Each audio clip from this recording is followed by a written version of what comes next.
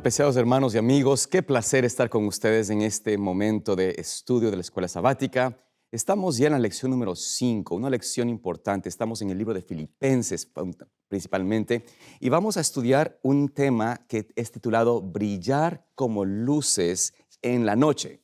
Esta es la lección número 5 y tengo junto a mí al pastor Luis Fernando Manrique, mano derecha, y al pastor Eduardo Smith, mano izquierda, y soy su servidor David Salazar. Así que esperamos poder atender a su necesidad de estudiar la palabra de Dios y por ende vamos a invitar que la presencia de Dios nos dirija en este programa. Voy a pedir al pastor Smith que nos dirija en oración. Por supuesto. Y luego al pastor Fernando Manrique para que nos pueda dirigir en la lectura del versículo clave que es Filipenses 2, 14 y 15. Padre que estás en los cielos, estamos por abrir tu palabra. Que pueda este mensaje llegar a todos los continentes posibles de esta tierra. Que el mensaje pueda penetrar en el corazón de muchas personas y que al estudiar y el repasar la lección sea de beneficio no solo para uno, sino también para poder compartir y ser una luz a los demás. Amén. En el nombre de Jesús oramos. Amén. Amén. Muy bien, vamos a leer el texto que aparece en Filipenses, el capítulo 2, el versículo 14 y el versículo 15. Y dice Dios en su palabra: haced todo sin murmuraciones y contiendas. Versículo 15, para que seáis irreprensibles y sencillos, hijos de Dios, sin mancha, en medio de una generación maligna y perversa, en medio de la cual resplandecéis como luminares en el mundo. Muchas gracias, pastor. En este momento vamos a entrar en la lección importantísima. Los versículos que usted habló, pastor, hace eco a este deseo del apóstol Pablo de que podamos, el propósito del ser humano, del creyente, es poder ser antorchas, lumbreras en este mundo de tinieblas. Y quisiéramos en el día sábado, en la lección del día sábado, en la parte del sábado de este inicio de semana, hacer hincapié en este pasaje que se encuentra en el libro de Deuteronomio, capítulo 4, versículos 5 y 6. Porque el propósito de Dios para su pueblo, desde el mismo comienzo, ha sido el mismo: poder tener algo que pueda ser de luz para otros. Voy a pedir al pastor Enrique que nos lea, por favor, en Deuteronomio 4, versículos 5 y 6, para que veamos nosotros cómo el Señor a Israel les había dado la instrucción necesaria y el deseo del Señor era que sean algo especial. Pastor. Claro, mirad, yo os he enseñado estatutos y decretos como Jehová mi Dios me mandó, para que hagáis así en medio de la tierra en la cual entráis para tomar posesión de ella. Guardadlos pues y ponedlos por obra, porque esta es vuestra sabiduría y vuestra inteligencia ante los ojos de los pueblos, los cuales oirán todos estos estatutos y dirán: ciertamente pueblo sabio y entendido, nación grande es esta. Qué hermoso pasaje, pastor y pastor Smith, en cuanto a este deseo del Señor de por qué otorgarle a la nación de Israel los estatutos, sus leyes, sus instrucciones. ¿Cuál era el propósito de Dios? ¿De que ellos se aíslen del mundo? No. Era de que puedan las naciones de todo el mundo mirar a este pueblo como un ejemplo a imitar, a seguir, a darse cuenta de que sabiduría estaba en sus vidas, en sus leyes, en sus estatutos, en su gobierno, de que de alguna forma puedan ser una antorcha, una luz viva y fuerte en este mundo. Ese era el propósito de Dios para su pueblo desde el inicio. Y por ende, cuando Cristo vino a la tierra, Él afirma este mismo concepto, indicándonos en Juan 8:12, yo soy la luz del mundo. El que me sigue no andará en tinieblas, sino que tendrá la luz de la vida. ¿Qué podemos decir nosotros con este primer concepto importante para dar como inicio a esta lección? Sobre por qué el Señor desea que su pueblo, nosotros, sus hijos, aceptemos a Cristo para hacer esa luz. No sé si podemos compartir, Pastor Smith. Bueno, yo creo que es una linda responsabilidad porque hay otros textos que Pablo lo menciona en el capítulo número 15, por ejemplo, en Corintios, aunque no estamos estudiando Corintios ahorita, pero referente al mismo autor, Sí. en donde dice: el evangelio que yo recibí, ahora es mi tarea de poder venir y compartirlo a ustedes, anunciarlo. O sea, el evangelio cuando llega a nuestras vidas no solamente hay que recibirlo y hacerlo para uno mismo, sino que hay que poder expandir el evangelio, dar a conocer lo que el Señor ha hecho por nosotros. Y ahí hay múltiples ejemplos en la Biblia donde, por ejemplo, los discípulos decían, no podemos quedarnos callados con lo que hemos visto y oído. O sea, inmediatamente hay una responsabilidad intrínseca al momento de recibir el Evangelio que no podemos quedarnos callados. Y ahí está la ejemplificación de la luz, que nosotros somos esa luz para poder venir y alumbrar a las personas que necesitan escuchar del amor de Dios. Amén. Vivimos en un mundo lleno de oscuridad, un mundo lleno de pecado, de maldad, de violencia. Basta con escuchar noticias. En Estados Unidos, tiroteos por doquier, robos como nunca antes se manifiestan en este país. Por eso el gobierno toma decisiones para impedir que se siga proliferando la maldad. Pero eso mismo está sucediendo en todos los lugares y nosotros somos llamados a brillar. Pero hay algo interesante cuando nosotros cuando leemos el versículo de memoria, y es que una de las cosas fascinantes es que el apóstol está diciendo, mira, brillen y sean diferentes a los demás.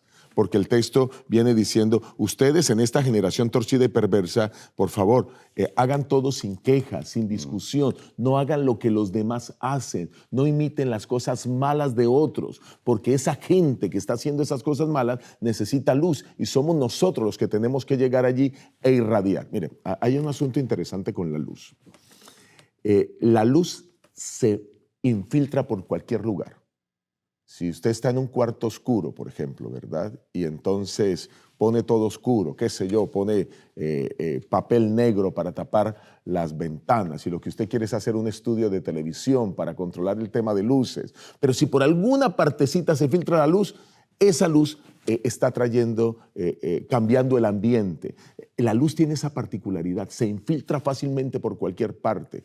Así debemos ser nosotros. Debemos infiltrarnos, llegar por cualquier parte, irradiar a aquellos que necesitan. Pero hay algo interesante.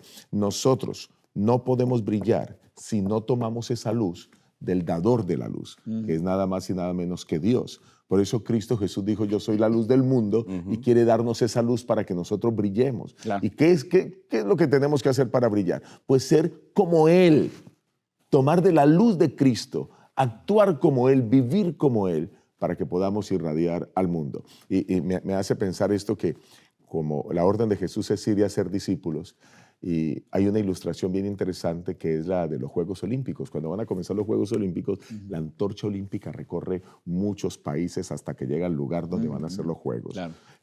Se va pasando de atleta en atleta. Nosotros debiéramos ser esos. Tenemos la luz que Dios nos da y debemos irlas pasando a otros para que otros brillen también. Así como nosotros brillamos porque estamos haciendo la voluntad de Dios, debemos preparar a otros para que también brillen. Todas las personas que han aceptado a Cristo, todas sin excepción, somos llamados a brillar en este mundo de oscuridad y de maldad y hacer las cosas diferentes a como el mundo las hace para hacerlas como Dios las hace. A mí me gusta la ilustración, pastor. Cuando yo era niño, estaba en mi habitación y recuerdo cuando lo descubrí, que para mí era como un invento, claro, pero eso no era un invento. La luz del sol traspasaba por la ventana de la habitación y yo tenía un espejo chiquitito, claro, que cuando lo apunté exactamente al sol, inmediatamente se proyectaba en otro lugar. Claro. Y empezaba a desviar la luz y llevaba para acá y alumbraba otras cosas. Y algunas veces hasta le alumbraba el rostro a mi hermano gemelo cuando la luz estaba así. Y era de risa, ¿no? De risa y risa.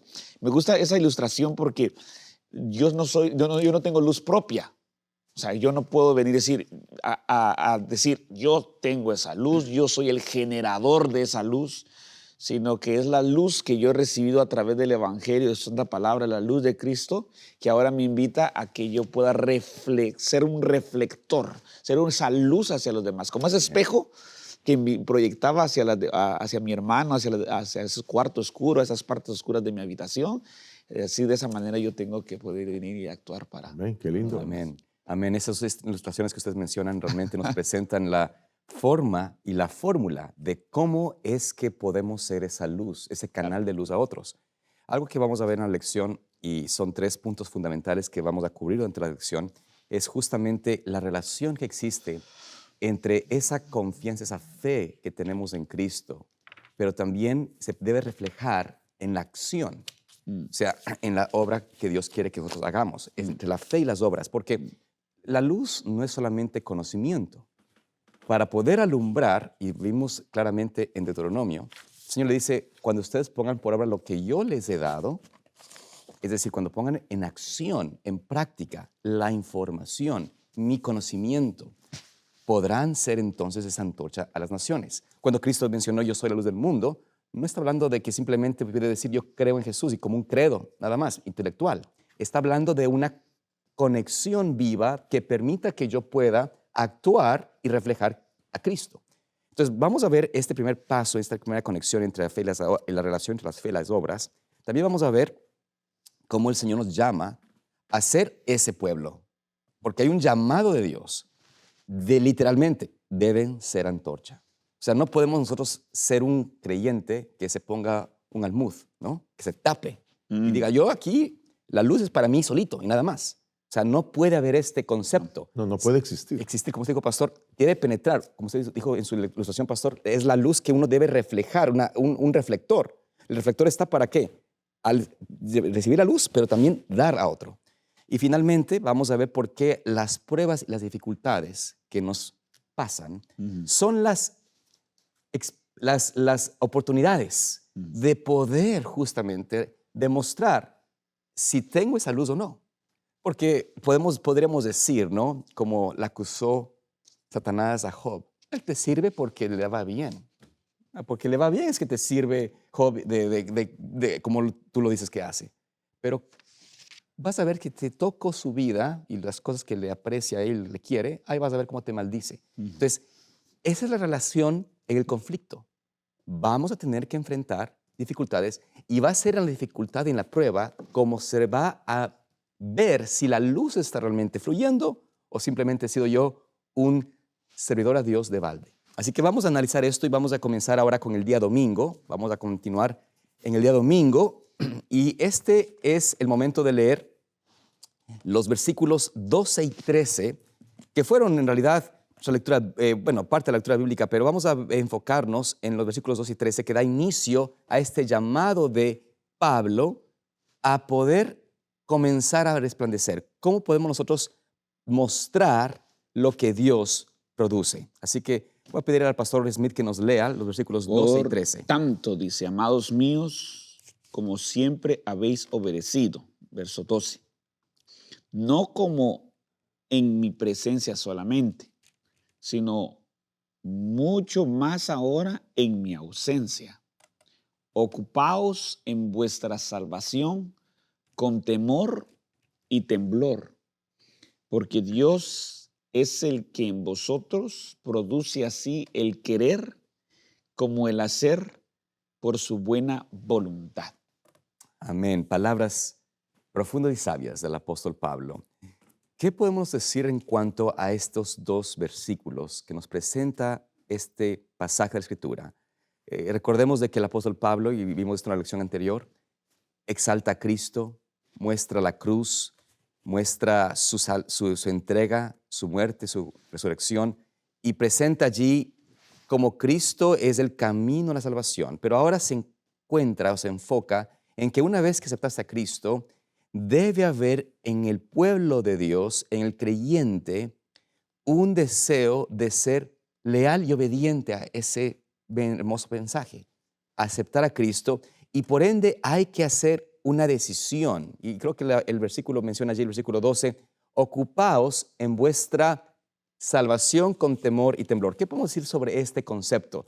Pareciera de que el apóstol Pablo está haciendo alusión a algo medio, no sé si, no muy agradable, de preocuparnos de salvación con temor y temblor. Pero, ¿qué significa esta expresión? ¿Qué es lo que el apóstol Pablo está hablando en cuanto a este concepto de ocuparnos en la salvación con temor y temblor?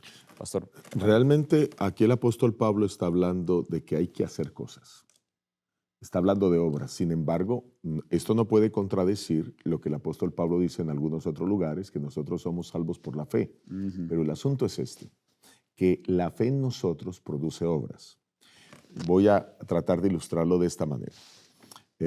Cuando uno ama a alguien, uno por amor está dispuesto a hacer lo que sea.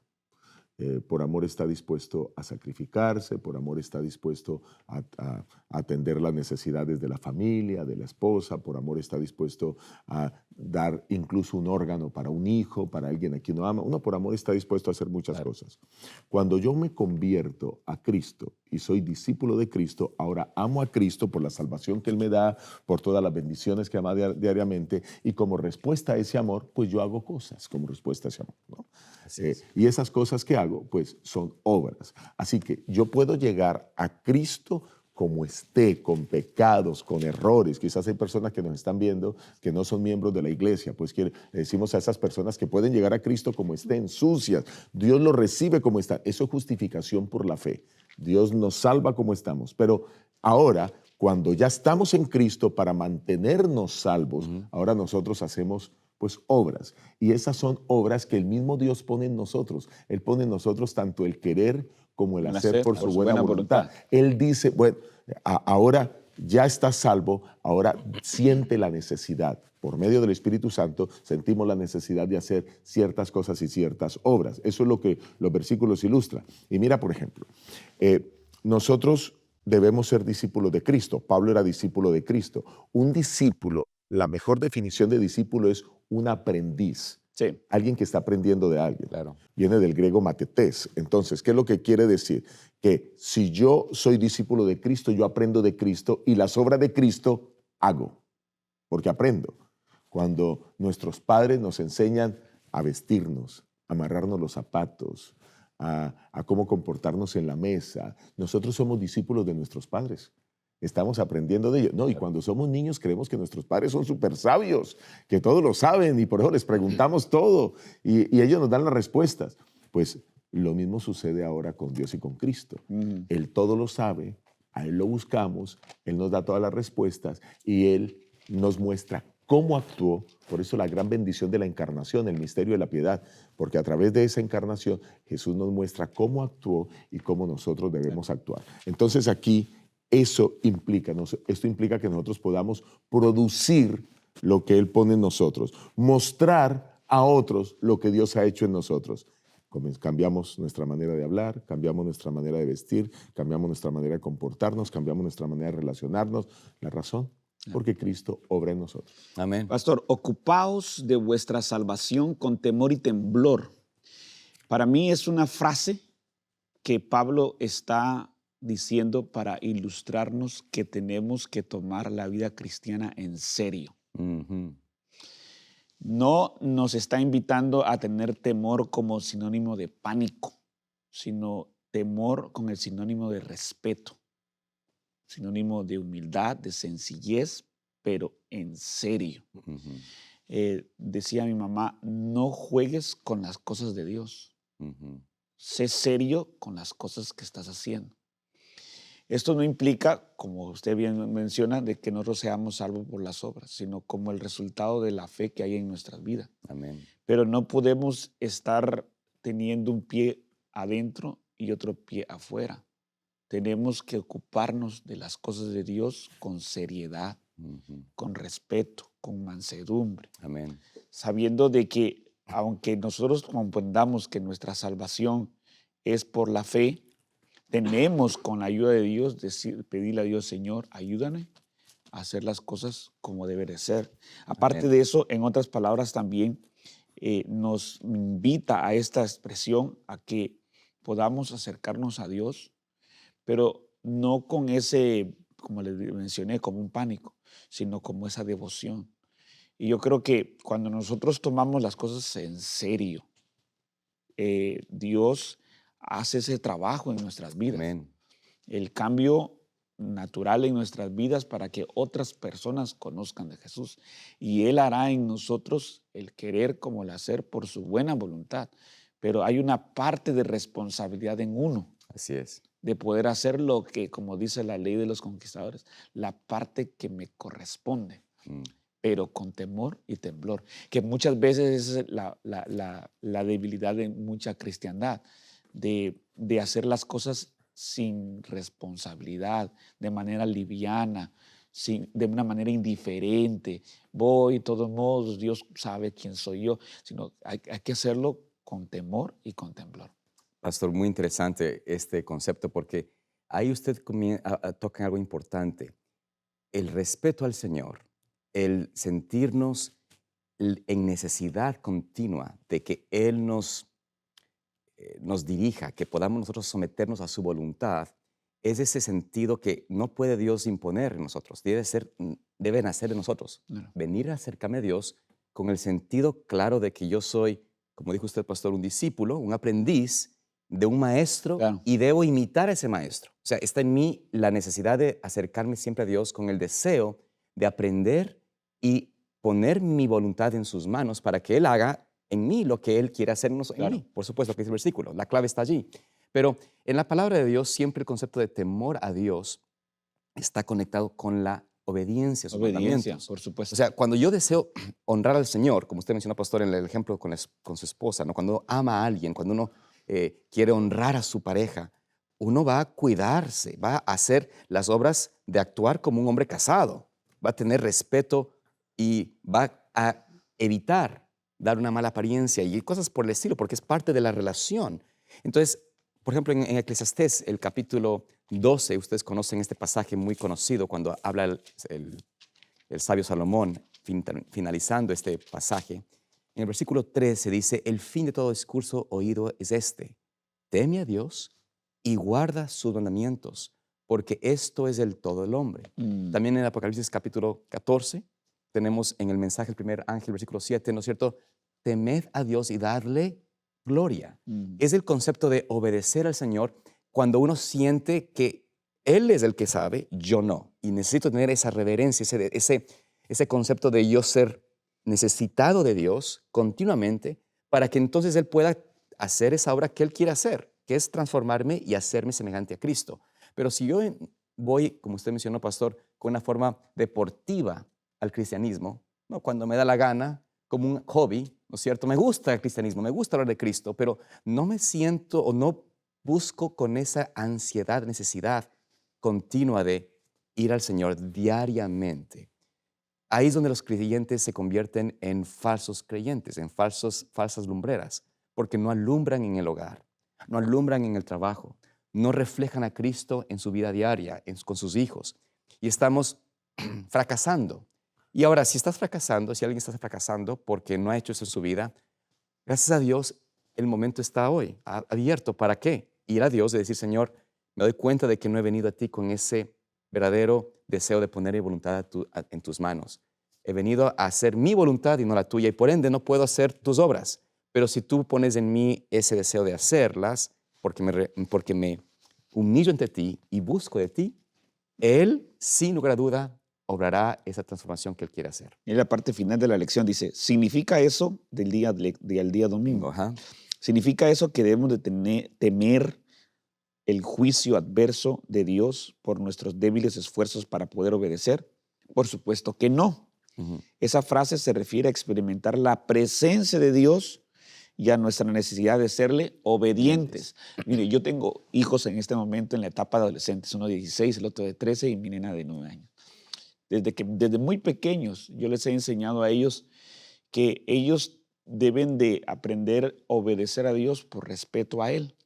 No porque son hijos de pastor o por el que dirán, porque rápido la hermandad siempre tachan, no, porque él tiene que ser ejemplo y yo les he quitado esa carga, esa Sí, presión, claro. para que ellos puedan entender de que lo que hacen lo deben de hacer por respeto Amén. a Dios, por respeto a Él, y esa obediencia sale de su corazón al hacerlo por amor.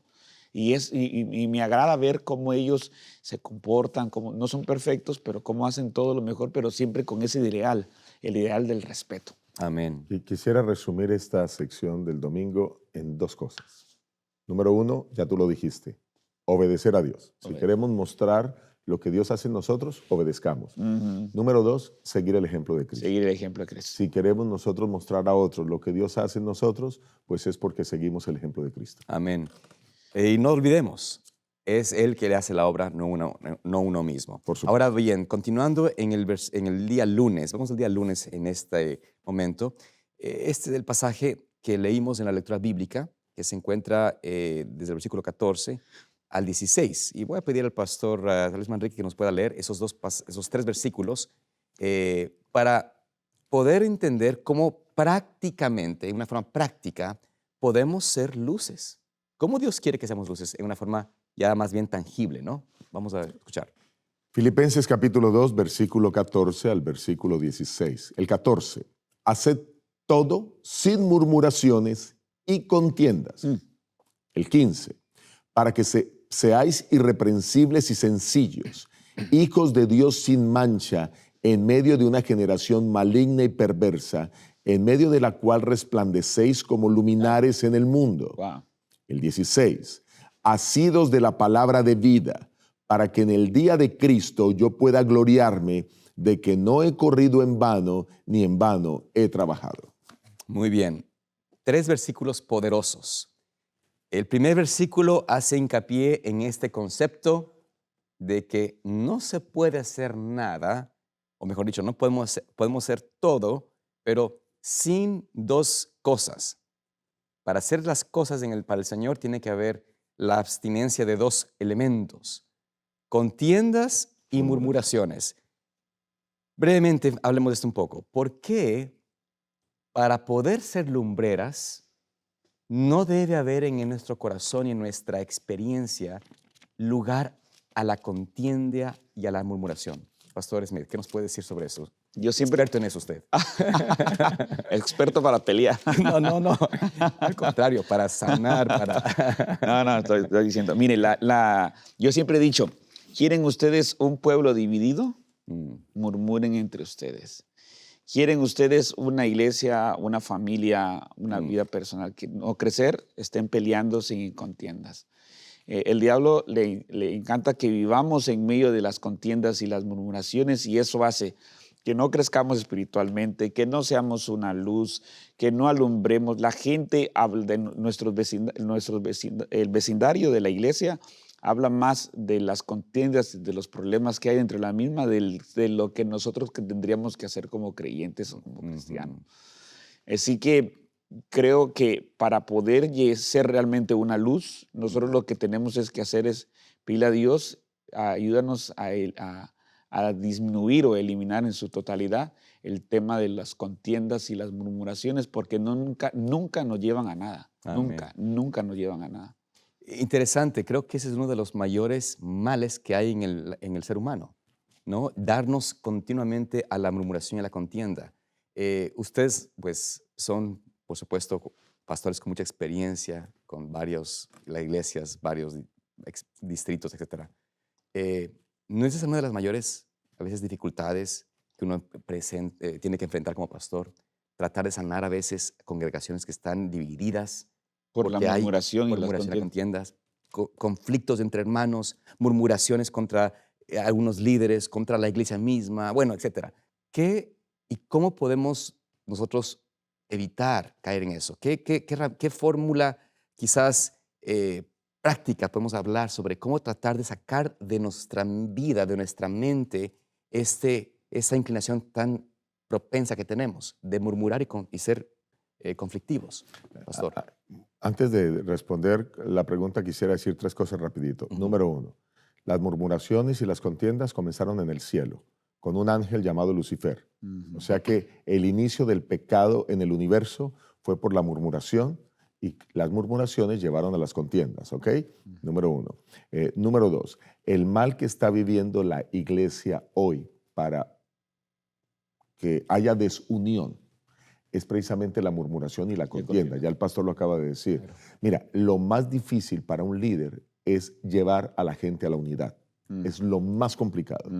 La unidad, aunque hablamos de unidad, pareciera que fuera contrario a lo que vivimos. Aunque todos anhelamos familias unidas, aunque todos anhelamos iglesias unidas, aunque todos anhelamos cuerpos de trabajo, empleados unidos, curiosamente lo más difícil de lograr pero es la única manera como nosotros podemos mostrar que somos diferentes al mundo.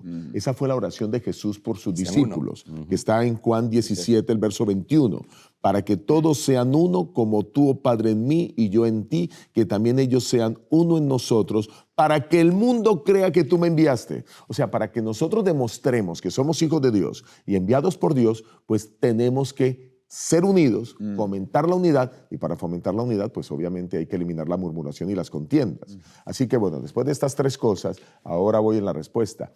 ¿Qué hacer? ¿Qué fórmula existe?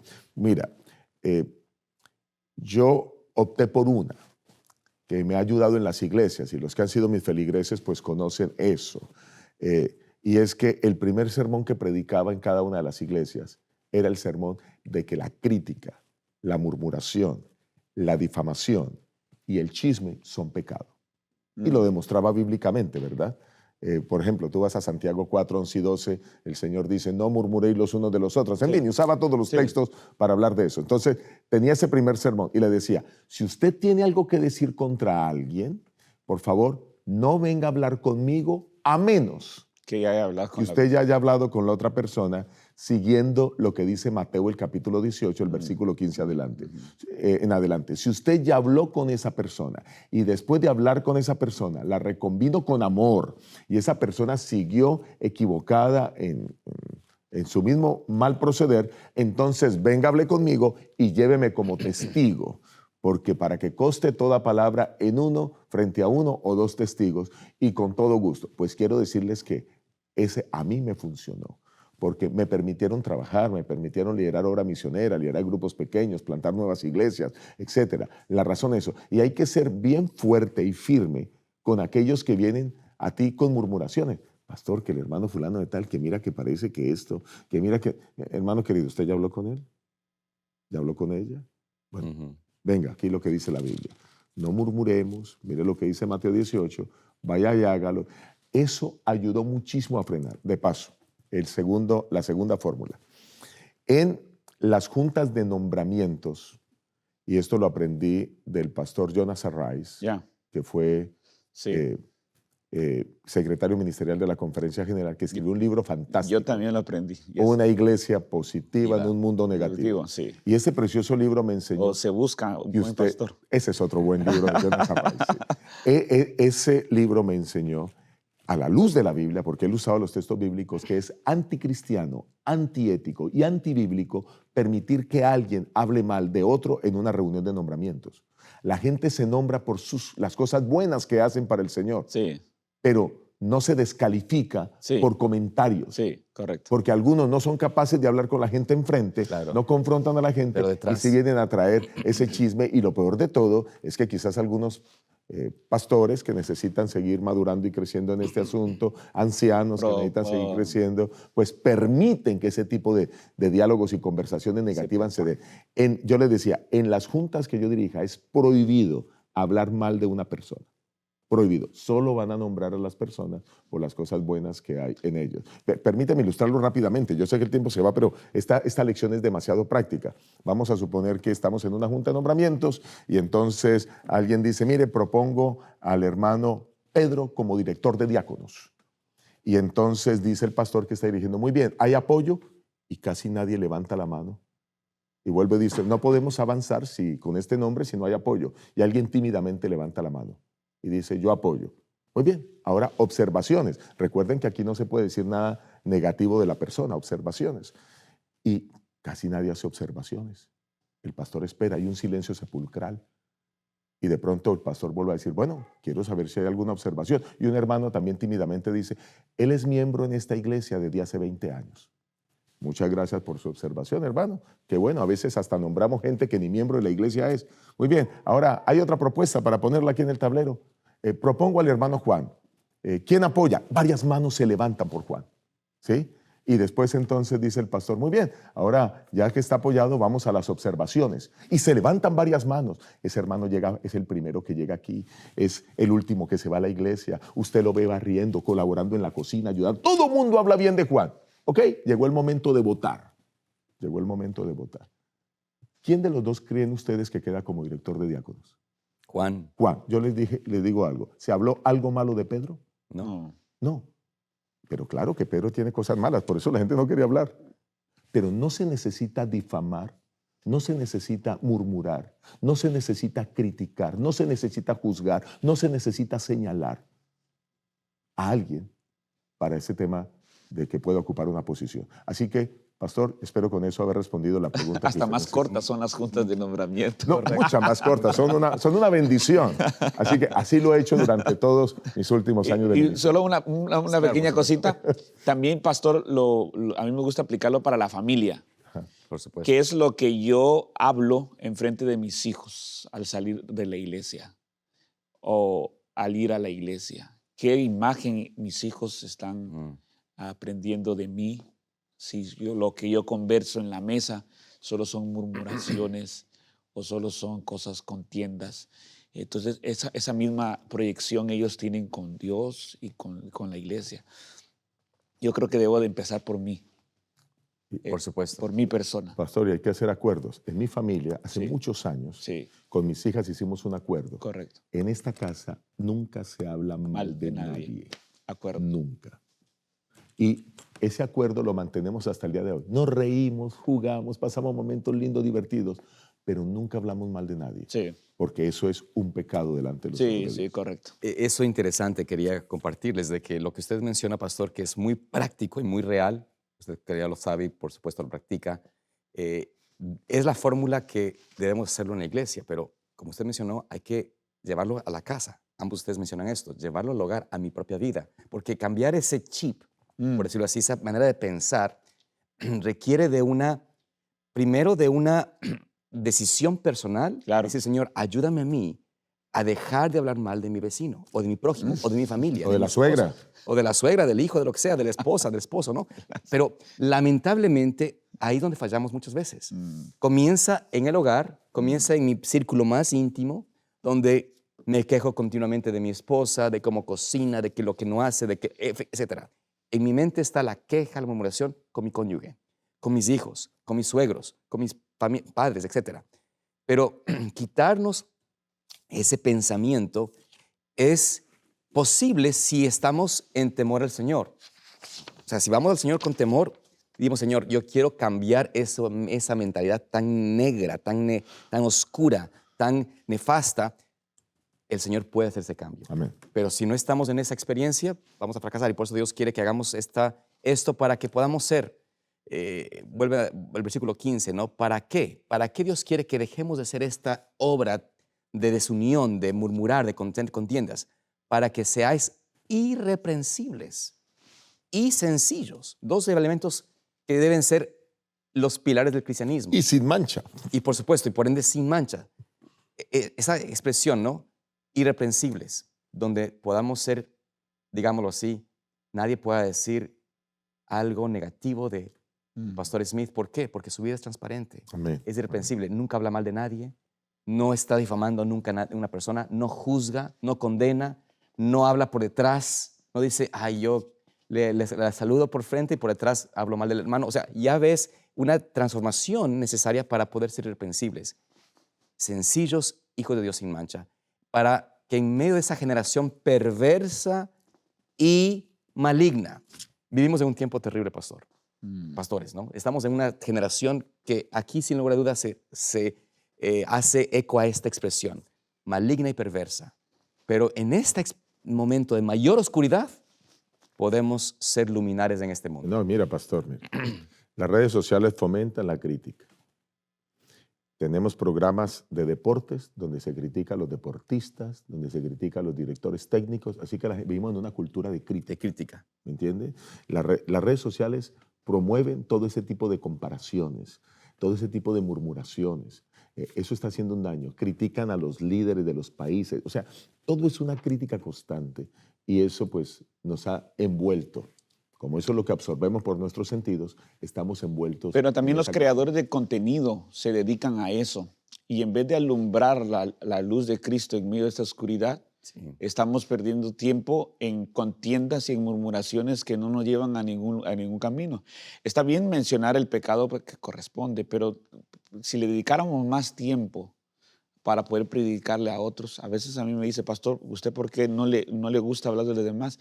Es que no tengo ni tiempo para mí mismo, voy a tener tiempo para estar hablando y pensando en los demás. O sea, el tiempo que deberíamos dedicarnos a poder venir y predicar el evangelio, ser una luz a las demás personas. Por eso es que es bien clave quitar la contienda y la murmuración. Amén. Porque entonces ahora vamos a tener más tiempo para hacer una luz en medio de esta Así es. oscuridad. Pastor, y tocó algo importantísimo que no quiero pasar por alto. Yo sé que el tiempo se nos está yendo, pero para poder transformarnos, no podemos continuar observando lo negativo y esa mentalidad y ese concepto. Somos transformados por la forma que miramos, ¿no? Somos cambiados por lo que contemplamos, dice la palabra de Dios. Si yo me aferro y me gusta personajes de las redes sociales, influencers, ¿no? O youtubers, que se dedican es a darle duro a la iglesia, a darle duro no sé, al hermano, de la hermandad, a quien sea. Tocaste un buen Y punto. me encanta eso. Yo soy fanático del hermanito que predica y declara el pecado. En realidad estoy alimentando en mí ese mismo espíritu satánico. Por eso no puedo tener victoria en mi vida. Entonces hay que hacer realmente una pausa en mi vida y decir, Señor, ¿qué estoy observando yo? ¿A quién escucho? Y les digo esto porque esto es algo que si no estamos haciendo esa decisión de, Señor, quita de mí todo aquello que me va a contaminar y me permite continuar en este espíritu de murmuración y contienda, nunca vas a dejarlo. Si sigues viendo esto y siendo atraído a ese tipo de mensajes y predicaciones, pide al Señor que te cambie, pide a Dios que cambie eso, cambia el canal, pon algo que te fortalezca, porque solo se va a conocer la verdad si veo a la verdad, si veo a Cristo, veo su ejemplo perfecto para poder tener el amor genuino por otros. Y en vez de mirar las fallas y la paja ajena, Como dice Mateo 7, exactamente, los mejor primeros digo mi versículos. viga y digo, Señor, quita de mí esto que me está todavía haciendo incapaz de ser fiel a ti. Ahora, vamos avanzando porque el tiempo se nos está yendo. Vamos al capítulo 2, versículo 17, y veamos allí el día martes. Estamos el día martes. Vamos a ver sobre el sacrificio viviente. Noten cómo el apóstol Pablo hace referencia a este concepto de sacrificio viviente. Podemos leerlo brevemente, Pastor Smith, si nos puede leer el versículo 17, por favor. 17 dice, y aunque sea derramado en libación sobre el sacrificio y servicio de vuestra fe, me gozo y regocijo con todos vosotros. Aquí vamos a una parte práctica, Pastor. Sí. Amamos tanto a Cristo y al feligrés, al creyente, que estamos dispuestos a sacrificarnos, aun si es con nuestra propia vida, por ese amor, por esa dedicación, por ese cariño que tenemos. Sí. Ser derramado en libación es una imagen bíblica que existía en la antigüedad, donde se derrama ya sea a cualquier tipo de líquido, agua, vino, algún líquido en el altar, Sí. donde en ese momento se daba una expresión de entrega,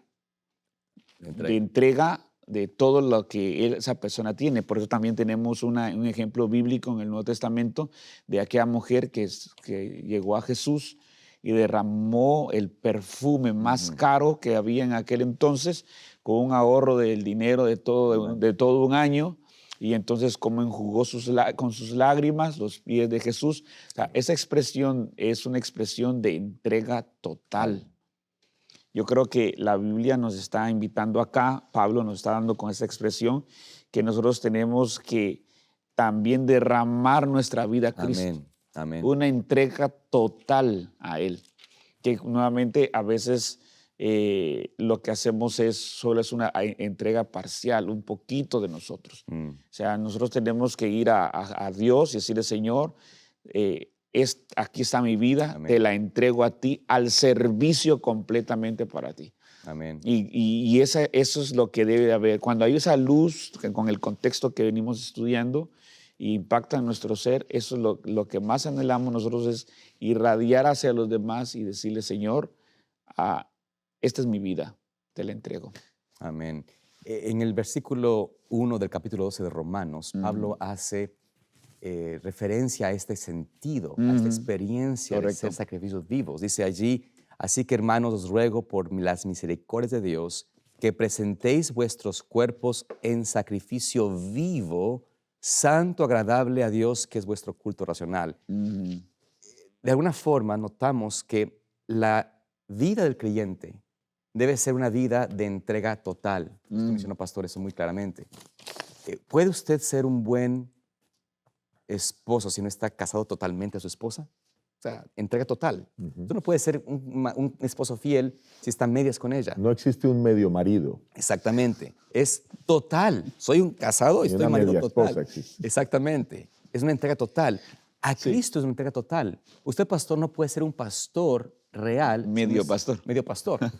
Si es medio pastor, no. Es una entrega total al ministerio, al servicio. O decir estoy medio casado. Mediocre. No puede ser Tampoco, así. hermano. No existe tal cosa. Por ende, si no estamos en este deseo de entregarnos al Señor, hay que, por supuesto, decir, Señor, mira, me falta esto. Voy ahora a ti a pedir que obres en mí ese deseo de entregarme, porque vuelvo a decir, hay que recordar, Cristo es el que obra en nosotros. Pero nuestra necesidad es de entregar nuestra voluntad al Señor, pastor. Mira, ahora que estamos hablando de medio pastor, medio casado, medio esposo, medio esposa, Medio cristiano. medio cristiano, Mm, eh, terrible. la evidencia de que un alma está convertida es el deseo de testificar a otros. Por supuesto. Dios llama a un grupo de personas, los apóstoles, y con ellos a otro grupo mayor, a los 70, luego a los 120 que aparecen en el aposento alto, a los cuales llena con el Espíritu Santo con un solo propósito. La única razón por la que el Espíritu Santo es derramado sobre esas personas es solo uno, Ujú. es testificar, Ujú. es predicar. No hay Correcto. otra, no hay Claro, otra razón. No hay otra. Es más, cada vez que ustedes ven al Espíritu Santo manifestándose en el libro de los Hechos, Ujú. la razón es testificación. exactamente la misma. La misma. Es testificar. Entonces, hay personas que anhelan el Espíritu Santo, pero no quieren moverse de sus casas, no quieren hablar con el vecino, no quieren hablar con los compañeros de trabajo. Esto de testificar es algo intencional. Dios le da el Espíritu Santo como una herramienta de Sí. poder para Sí. aquel que ya quiere hacerlo. Sí. Pero el Espíritu Santo no lo necesita el que está sentado en una silla, el que está sentado en una banca. Ujú. Lo necesita es el que ya comienza a trabajar. Entonces, ¿qué es lo que estoy diciendo con esto? Cuando hablamos de una entrega en sacrificio, es que hay que sacrificar horas de nuestro ocio Así es. para la obra de Dios, para ir a ser intencional con las otras personas, con el vecino. Si es que usted camina, pues salga a caminar y comience a hacer contactos con las personas. Sirva en estos días que se celebran diferentes situaciones. En un día festivo, tú puedes aprovechar y llevarle algo a esa persona para decirle si cumple años, si tiene una graduación su hijo, si lo que sea, cualquier cosa úsala como protesto para acercarte a esa persona y decirle, mira, te tengo este detalle, regala una Biblia, pero necesitamos ser intencionales para poder alcanzar a la persona. Mire, la iglesia primitiva, lo único que sentía era el deseo de compartir con todo el mundo. Los pioneros, lo único que sentían era el deseo de compartir con todo el mundo, dar estudios bíblicos. Es más, hubo una época en que el pastor solo venía a bautizar. Claro. Solo venía a bautizar. Los distritos eran grandes, de Grandísimo. 20, 30 congregaciones. Bueno, esta señal está llegando a distritos que todavía son grandes. Seguramente tenemos distritos grandes en algunos países, quizás como Guatemala, como Colombia, como México, especialmente en sectores como Chiapas y otros, donde hay distritos muy grandes con mucha iglesia. El pastor cuando llega, básicamente llega a bautizar porque los hermanos ya tienen preparados los candidatos. Claro. Gloria a Dios por eso. Pues eso mismo sucedía en la iglesia primitiva, eso mismo sucedió en nuestra iglesia adventista cuando nació. Y eso debe seguir pasando ahora. Cuando hablamos de compromiso total, hablamos de esa entrega para poder predicar a otros. Amén. Con esto vayamos a la siguiente parte de la lección en el día miércoles y brevemente vamos a tocar allí lo que habla sobre un ejemplo que el apóstol Pablo usa como para ejemplificar este carácter probado de Timoteo.